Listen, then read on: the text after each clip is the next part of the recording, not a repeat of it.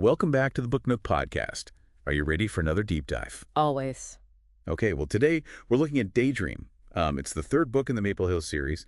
It's by Hannah Grace, and we want to know if it's worth your time. Definitely a good question. And we have a lot of sources to help us figure that out. We've got professional reviews, things like from Mrs. Blackwell's Village Bookshop.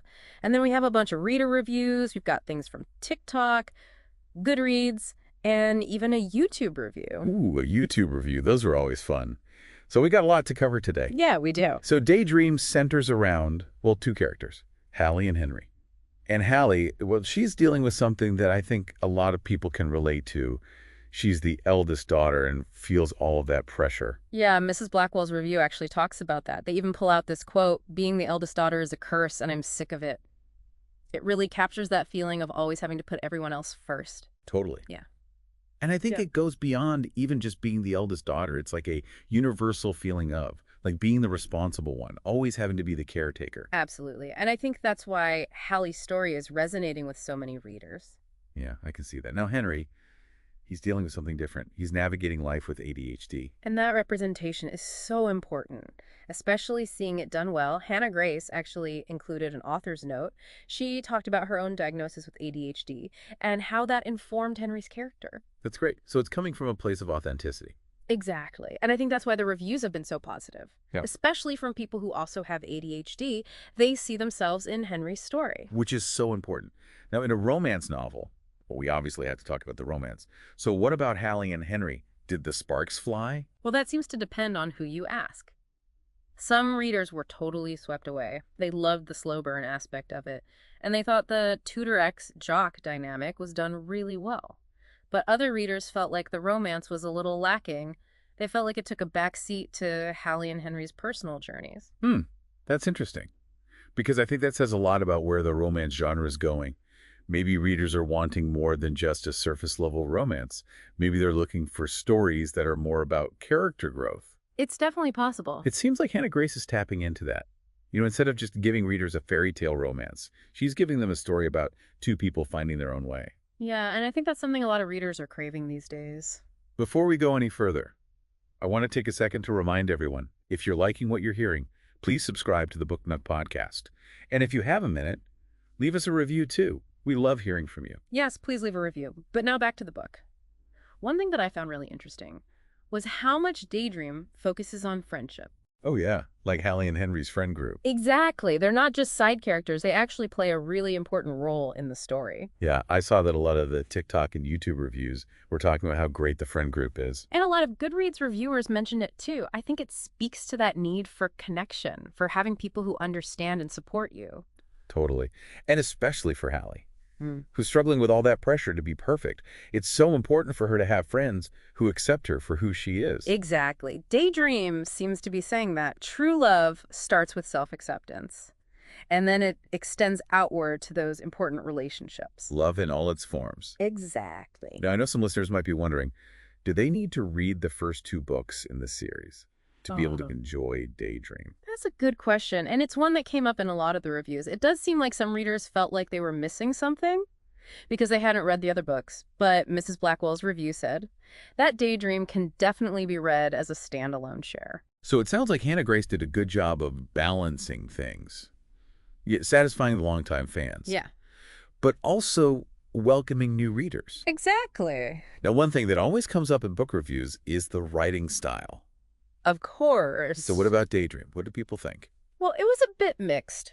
Some readers found the writing to be really engaging and easy to read, but others thought it was a bit repetitive or lacking in depth. Okay, so very different opinions there. Yeah. But I think that's kind of the case with any book. Right. What one person loves, another person might not. Exactly. It all comes down to personal preference. And maybe even what you're looking for in a book. Yeah, maybe some readers were expecting something different. Like a different subgenre of romance. Exactly. So it's all about finding the right book for you. Absolutely. Well, I think we've covered a lot of ground already. We've talked about the characters, the themes, and even the writing style. And we've just scratched the surface. There's still so much more to unpack. I know, I'm excited to dive even deeper. Me too. So, as we get further into these reviews, one thing that really stands out to me is Halle's character. Like, she's really complex. It's not just about that, like, eldest daughter thing, you know? It's like she's a people pleaser. And it's interesting to see how readers are reacting to that. Yeah, some people totally relate, and others are like, come on, Allie. Exactly. Which I think shows how we all bring our own baggage to the books we read, you know? Like our own Wow. experiences, our values. Totally. So someone who's a people pleaser themselves, they might see themselves in Halle, Mm-hmm. but someone who values, like, standing up for yourself Mm-hmm. might find her frustrating. Right. There's no right or wrong answer. Yeah, it's all subjective. And speaking of things that are subjective, the ADHD representation with Henry, it's really fascinating. You can tell Hannah Grace really put a lot of herself into that character. Yeah, I saw a ton of comments on TikTok and Goodreads from people who have ADHD. Mm-hmm. And they were so grateful to see themselves represented in a positive way. It's so important to see characters who are neurodivergent and to see them not just as their diagnosis, but as whole people. Yes. Henry is more than just his ADHD. Exactly.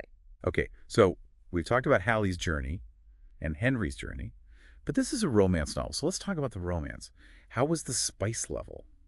Okay, so I don't think Daydream is going to set anyone on fire, if you know what I mean. Okay, so no, like, super steamy scenes. Not really. It's definitely more on the sweet side, but I think that works for the story. Yeah. It seems like it's more about Yeah, building that emotional intimacy. exactly. And I think that goes back to what we were saying earlier Yeah. about how maybe readers are looking for something more than just physical attraction. Right. Maybe it's about two people really seeing each other. And accepting each other. Flaws and all. Yes. You know, before we get too far, I want to remind everyone to subscribe to the Book Nook podcast if you're enjoying this deep dive, and leave a review if you have a minute. We love hearing from you. Yes, we love reviews. Okay, now back to Daydream. One thing that a lot of reviewers talked about was the friend group. Oh, yeah. They're great. They're amazing. Like, they're such a big part of the story. They really are. Someone even called them a found family, which I think is perfect. It is, because they really do provide that sense of belonging and unconditional love. Especially for Halle, who's so used to putting everyone else's needs before her own. It's like they give her permission Yeah. to be herself Yes. without judgment. And I think that's such an important message, that you don't have to be perfect to be loved. Absolutely. And speaking of love, Yeah. we talked about how some readers were missing characters from the previous books, Right. which makes sense. Yeah. If you've been following the series, you're invested in those characters. And it speaks to Hannah Grace's skill as a writer, that she's created this whole world that readers care about. Like, you're not just reading one book, you're stepping into this whole community. Exactly. It's like visiting a place you love Yes. and seeing how everything has changed. And how everything has stayed the same. Exactly. So it sounds like Hannah Grace did a good job Yeah. of balancing the news story with the existing world. Yeah, I think so. So we're getting close to the end of our deep dive. Right. But I have one more question. Does Daydream have a satisfying ending? Oh, definitely. Good. It's emotionally resonant, and it ties together all the themes we've been talking about. So it's not just a happily ever after. No, it's more than that. I can't wait to find out more. So we're back, ready to finish up our Daydream deep dive. I'm ready. Okay, good. So last time we were talking about, well, whether Daydream has a satisfying ending. Yes, because we were left hanging a bit with all this talk about personal growth Right. and how that plays into the Yes, romance. like readers will be happy Okay, good. because the ending really brings everything together, like all the themes we've been talking about. But it really focuses on Halle's journey. Okay, so she does change. Oh, yeah. She finally breaks free from all those expectations. That's so great. What about Henry? Well, he gets his happy ending, too. But it's like they both had to kind of find themselves first Yeah. before they could really be together. Yeah, that makes sense. So it's not a traditional romance. Not really. It's more about True. two people who are already complete on their own. And then they choose to be together. Exactly. I love that. Me too. You know, it's funny. We were talking earlier about how some readers found the writing repetitive. Right. But now I'm thinking maybe that was intentional. Oh, I see what you mean. Like maybe it was meant to show how stuck Halle felt. Yes. Like she was in this cycle of people pleasing. And then finally she breaks free. It's like the repetition emphasizes that struggle. Exactly. And it makes the ending even more powerful. Because you've seen how hard she had to work to get there. Absolutely. So maybe what some people saw as a weakness. It was actually a strength. Yeah. It's all about how the author uses their craft. This has been such a great discussion. I agree. We've covered so much. And I think we've come to a good understanding of Daydream. Yeah, and hopefully we've given our listeners a lot to think about. Definitely. So if you're listening Yeah? and you've read Daydream, we'd love to hear your thoughts. Yes, leave us a comment or a review. And if you haven't read it yet, Well, what are you waiting for? Check out the link in the description. you can grab a copy there. Thanks for listening, everyone. And happy reading.